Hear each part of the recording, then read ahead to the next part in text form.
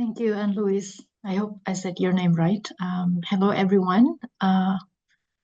Very nice to be here. Thank you for the invitation from Salto Green. Very happy to be able to share some of what we're doing here with you here, because we think it's very important for people, for more people to talk about hope, especially in educations and capacity development sector. My name is Dianti. I think I'm gonna pull up my screen. I think it will be better for me to introduce myself while pulling up my screen. Oops.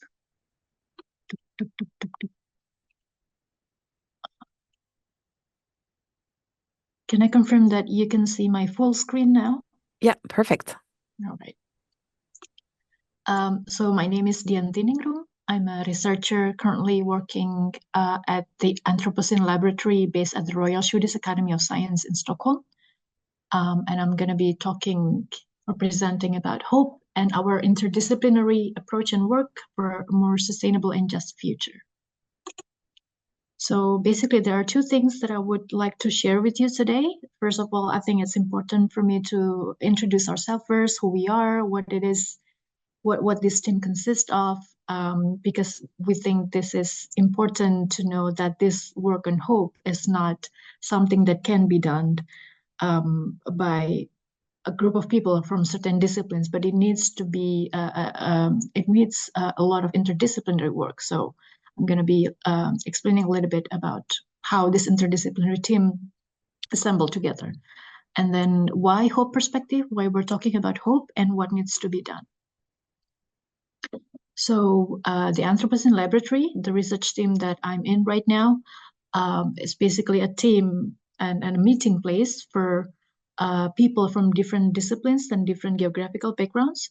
So we're hosting and we're becoming a space for people coming from natural sciences, social sciences, humanities, and also arts to come together, to have a lot of conversations, to create a lot of synergies to address some of the biggest questions and the biggest challenges of our world right now. And for some of you who might not be very familiar with the term Anthropocene, so Anthropocene basically is a concept that has been adopted quite some time now in academia across many disciplines. It conveys an idea that basically human or humanity or the anthropos have been a really dominant force in the Earth's biosphere. So a lot of the biosphere and a lot of the Earth system have been affected as the impact of the human activities on Earth. So what we're trying to do here is to generate and provide science-based understanding and insight to build and enable novel pathways towards this more sustainable future. And so we have two topics that we are doing right now. One is investigating how humanity and the biosphere are intertwined together. And the other one is what I'm doing right now with the empirics of hope, which I will be explaining a little bit in a minute. So when I say the empirics of hope, what do I mean here? So this is the name of the project that I'm doing right now, but empirics might be a word that is not familiar with some people who are not in the academia. So basically empirics is something that can be observed, something that has the evidence that you can point out, so something beyond only concepts or ideas. What we're trying to do here is to investigate an unexplored potential in studying the empirics of hope, its different scales, the dimensions and roles, and how hope can support knowledge and action in pursuit of a sustainable and just future. As I mentioned before, this is an interdisciplinary research project. We started late 2023 or like mid 2023 until right now. We have core team consists of about 5 people in Stockholm, but we engage with 20 plus collaborators all around the world.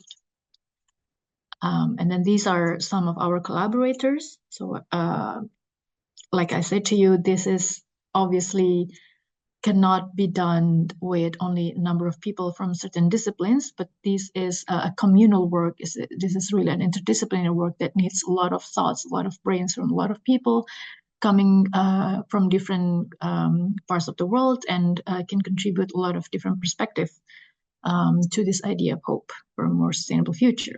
So as I mentioned here as well, These people come from a wide range of disciplines, from psychology, law, economy, agriculture, fisheries, ecology, conservation, behavioral science, governance, politics, education, even arts, and many more.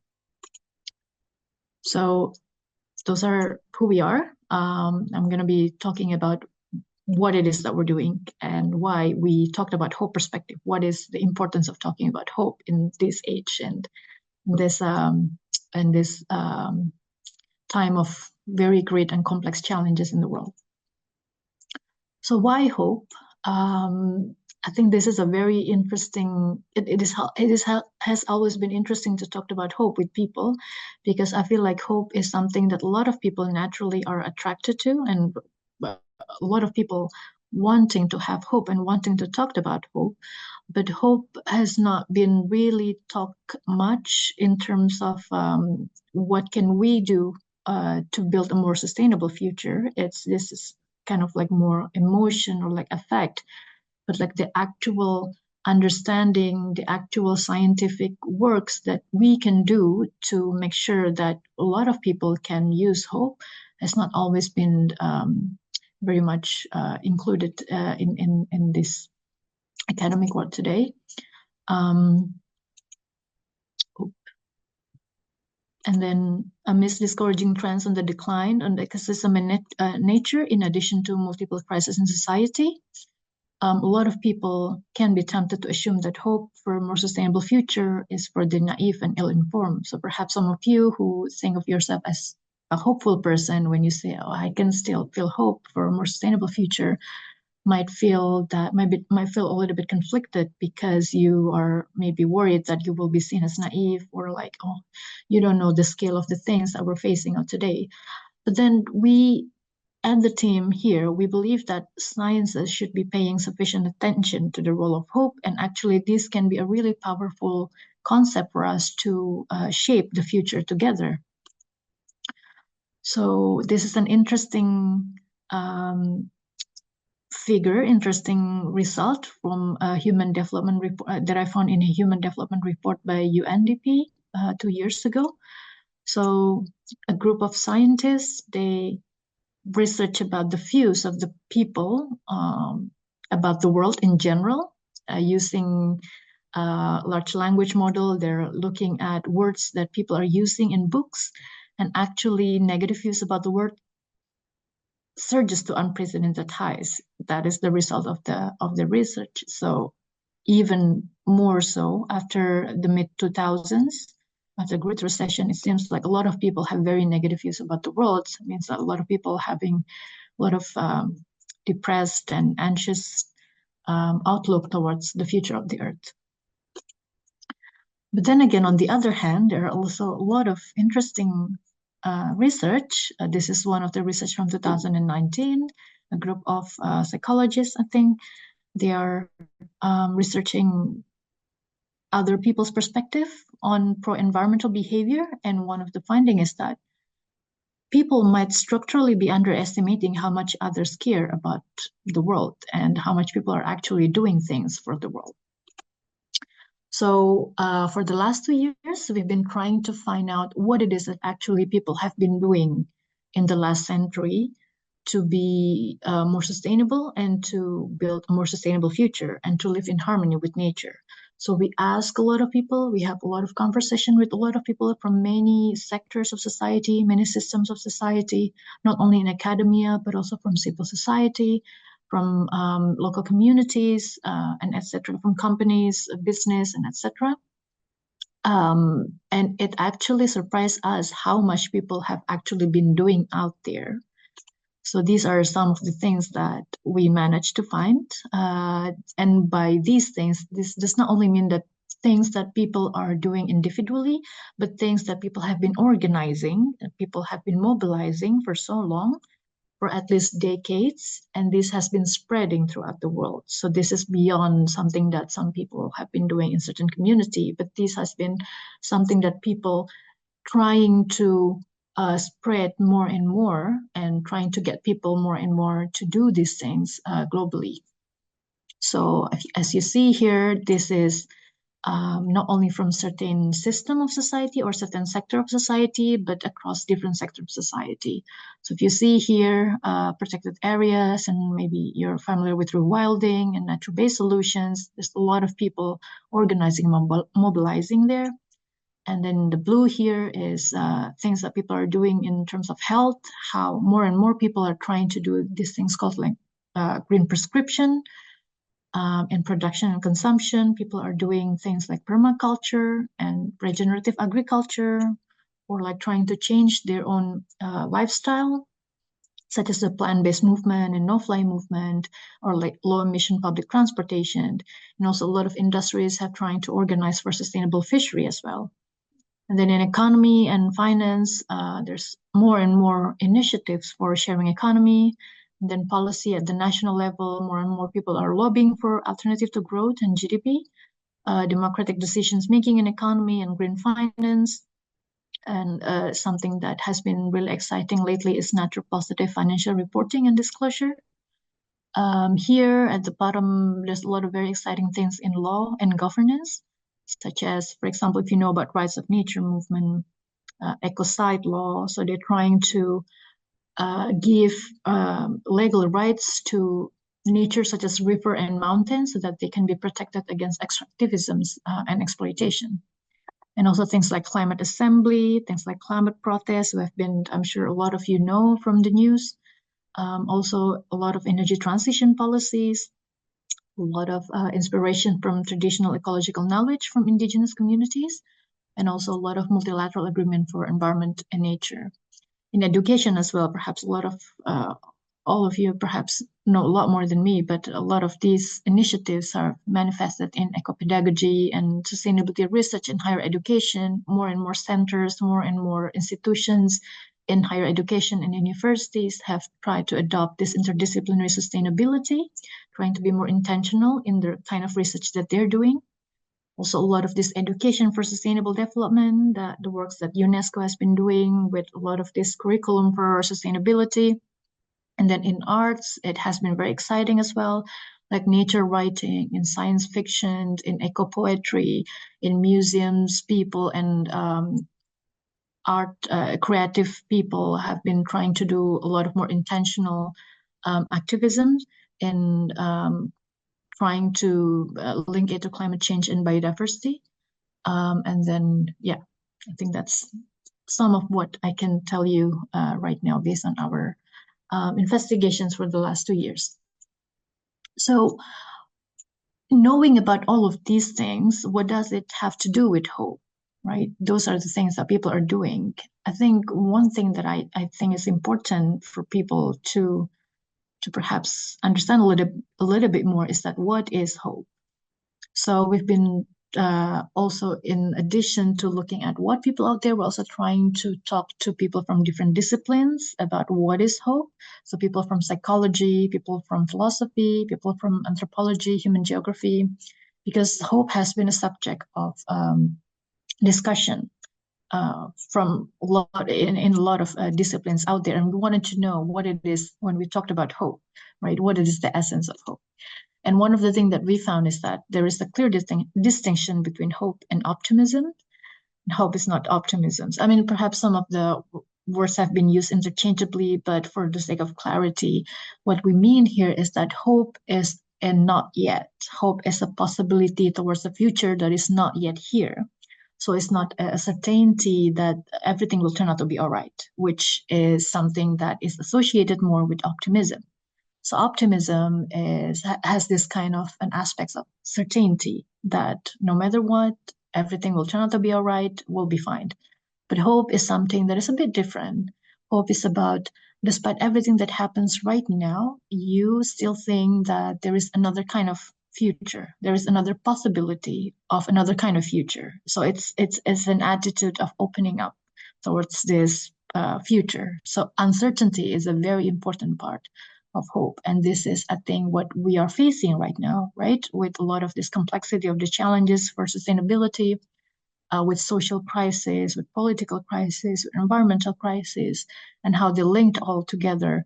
There's a lot of uncertainty faced by people. But amidst all of this uncertainty, what it is that we can use and leverage in order to welcome this future that we have together.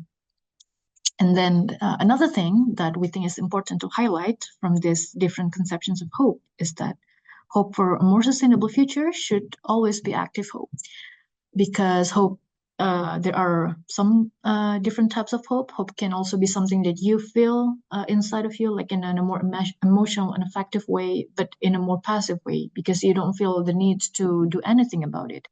But then there's also the idea of active hope, where you are clearly recognizing the agency that you have in order to create this possibility for this uncertain future. So this is what we mean by active hope. So this is just a, a mapping of like this different concepts of hope that people are talking about. And I want you to focus on this rectangular in the middle here, which we think is like consists of several overlapping core themes of hope across different disciplines. And we think this is the essence of hope. So like what I said before, uncertainty and human agency is something that obviously is important in the idea of hope, but also relation to the future. So this uncertainty is something that will be happening in the future, and we need to have like this future outlook. And also other things are important is that motivation and possibility are two things are important in hope. So you know that there is uncertainty, you know that you have agency, and you know that you need to welcome this future, and there's a lot of possibility for this future. But then also you need to have motivation in order to make use and optimize your human agency to be able to cope with this uncertain future. And then these are the other just typically what hope is being talked about in other disciplines. And this is something that we think is interesting. This is quite an established theory from psychology and hope. This is from Snyder. So based on psychology, in psychology, based on this Snyder's theory, hope manifests when someone have pathway thoughts. So they know the pathway to achieve a certain goal or a certain desirable future, and then they are recognizing their agency, which is this sense of self, how the sense of self can be leveraged on to build this future, and then have a clear idea of the goal itself. So in order to have hope, someone have to know where they're going, and they know how to go there, and they have to know what is the role of themselves in going to that certain future. Another perspective that we think is interesting is from sustainability science. So this is Three Spheres of Transformation by O'Brien et al., O'Brien and Signa in 2013. I find this a concept really useful and really interesting, especially for people who are quite feeling overwhelmed of what we can do in the world and a sense of agency. So in this theory, O'Brien and Signa proposes that there are at least three types of agency inside of a person in order to build a more sustainable future. So they have the practical agency, which is the behavior and technical responses, the things that you actually do day by day. And then you have the political one, which are things that are used to change the system and structure. So things like policy, law, rules, things that changes how society organizes themselves. And then there's the personal, which is this kind of beliefs and values and worldviews and paradigms that you have in yourself. So, and then the thing is, all of them are not separated. So O'Brien was inspired by quantum social science, in which all of these agency are actually relating to one another in a fractal manner. So fractal represents a pattern with integrity, and with each unique fractal contributing a larger field of change. So when an agency is in a fractal form, they can strategically be scaled and generate ripple and cascades that being amplified and generating a spiral of sustainability. So for example, you are here, each of us here are individual here in the middle, but then we can be scaled up because we are always interacting in a larger scale, right? Like we're connecting with our family and friends, we're connected to personal network and to community, So village to meet the community, to urban, even nation state, regional, continental, global, and eventually all Homo sapiens. So there's this kind of like quantum mechanics that are working here. So the agency is something that can be scaled up. And then this is something that they propose to start. So what do we do now? Then these are the 4 steps that they think can help people to start thinking about their agency in a fractal manner. So first of all, in the personal sphere, we can recognize the universal values that are important to us and the relational to us, what we deeply care about for all, whether this is like the value of nature, our connection to nature, the idea of care and regenerations, and others. And then we can talk about the practical sphere, what it is that we want to contribute to solving in a practical manner, and how the problem shows up around us in practice. For example, what is not working and which current practices are hampering our ability to create a future that works for everyone. And then after the practical sphere, you can start thinking about the political sphere. After that, we can have a broader view of like what are the current systems that maintain the status quo around us. For example, which norms and rules and regulations and institutions and narratives that needs to shift in order for us to actually create a change in the political sphere. And then lastly, you're thinking about being in actions. We then identify and take specific actions based on universal values that we have at the beginning. So this includes everything from organizing meetings to even launching new initiatives and establishing new protocols based on universal values that shift systems in the political spheres, then eventually produce results we wish to see in the practical sphere. So even things like this meeting right now that we all attend, talking about hope and talking about a more sustainable future, is a part of a fractal agency. We don't know yet how the thing that we are receiving and talking about and engaging with today can have ripple effects and can be scaled up in other scales of agency that we have here. And then just one thing that I think would be interesting to say and to surface here is that when we talked about changes at the personal level, changes at the views and paradigms level, it is also quite hopeful that we have been drawing more and more from inspirations from thinking from indigenous and relational philosophies and ways of being. So this is from the Intergovernmental Panel of Biodiversity and Ecosystem Services, Transformative Change Assessment in 2024. They have compiled some of the indigenous philosophies from around the world that can help us to actually inspire the changing views and paradigms to build a more sustainable future. So you can see here, for example, one from Sami, one from Ecuador, from the USA, from Mexico, to Ethiopia and Japan, and even to New Zealand. So each of these here can aid us to make this idea of what is important to us to be more perhaps contextual to this different places in the world. So things like this help us to make a universal value to be more adaptable to local contexts and local communities. So based on what I tell you so far, this is why you may notice that we combine different thinking and different perspective from different sciences and disciplines here. And this is why we think it is important for us to be interdisciplinary and to have an interdisciplinary scientific agenda in terms of building this agenda for hope for a more sustainable future. So what it is that we actually need to do in this scientific undertaking to talk about hope for a more sustainable future. There are at least 3 things that we think are important. So first of all, we need to be clear on the shared vision and object that we want to have. So when we talked about hope, it is important not only to talk about the hope itself as a concept, but also what it is that we are hoping for. What are the visions? What are the future that we can share together? And this is important because sometimes what people are hoping for can be different the kind of future that they think about might be different. Sometimes it's not, the differences are not big, but also sometimes the differences are very big. So, for example, people who are hoping for a more sustainable future, but then what they mean is like we're moving out to another planet, for example, and colonizing another planet. So that would be like another vision.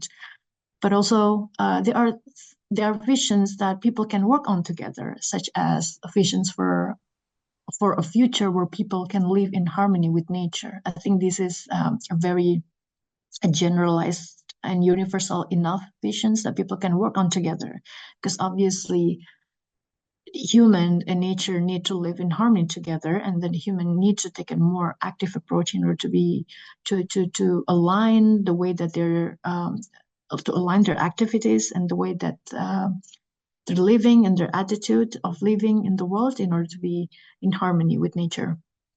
And then it is also important to achieve that we are oriented toward generation and regenerations of hope. So we should not treat hope as something that will emerge in itself among people, but this is something that actually can disappear and can be depleted. So motivations and hope is something that people can lose. So it is important for us to be deliberate and to be intentional in trying to create hope among people, because people can lose hope. And in order to do that, in the green circle here, it is important to consider diverse sources of hope and their evidence, because different people feel hope and source their hope from different things. There are people who are, for example, more hopeful, hearing more and more technology are being developed, for example, to like green technology to create a more sustainable future. But other people might be feeling like less hope in that, and they're feeling more hope in, for example, hearing about what we teach our children, or like what are the governments are doing with their policies. So there are different sources of hope, and this is not something that either or. This is something that we need to compile together, and then to make them into a holistic sources of hope that we can all use together in order to generate and regenerate our hope as the members of humanity. So going back again to some of our findings in this project, these initiatives that can be a source of hope. So we have been in search of some of the data that can collect the number of actions and how they were done throughout the last couple of decades in some of these initiatives. And we've been working hard on analyzing them for the past 2 years. And actually the result is quite interesting. So this is some of the preliminary results of our research. I might ask you not to capture it or take a photo, because this is still work in progress. But the idea is, among all of those initiatives and some of those that we can get the data of, there is clearly a global spreading movement with this initiative that people are doing to create a world of living in harmony with nature. So, for example, in regenerative intentional community and protected areas, financing for biodiversity, initiative for ecological knowledge, sustainable agriculture groups, even like the number of environmental film festival, there are an upward trend in how these initiatives are growing more and more and spreading more and more throughout the world. So we think it's interesting, and it's something that we can work on, because people's agency are obviously being recognized there, and people are recognizing their agency and trying to trying to scale more and more of their agency throughout different systems of society and different sectors of society. So I think that's my last slide. I don't know how long the time has gone, but the idea is that this is certainly not the end of what we needed to do. We think it's important for us to take stock and to notice what we have been doing together so far, and then to not lose hope and not give up on the world. We know that there are a lot of very bad trends that are on the news, and indeed there are very, very bad trends, and there is a real urgency here for us to act. But then also, it is important not to lose motivation in trying to act and in trying to address the urgency and in responding to this urgency. And we think hope can be a really powerful concept for us for scientists, but also for other people beyond the science world, to really use the concept to consolidate the efforts in order to build a more sustainable future. So that is, I think, the presentations from me, and this is my contact. We will be very happy to talk about hope and other things that may be interesting with other people out there, especially in education sector and in capacity building. We're trying to do a lot of more disseminations of our research starting early next year. So it would be really great to connect, and we will always welcome people to connect with us. Thank you.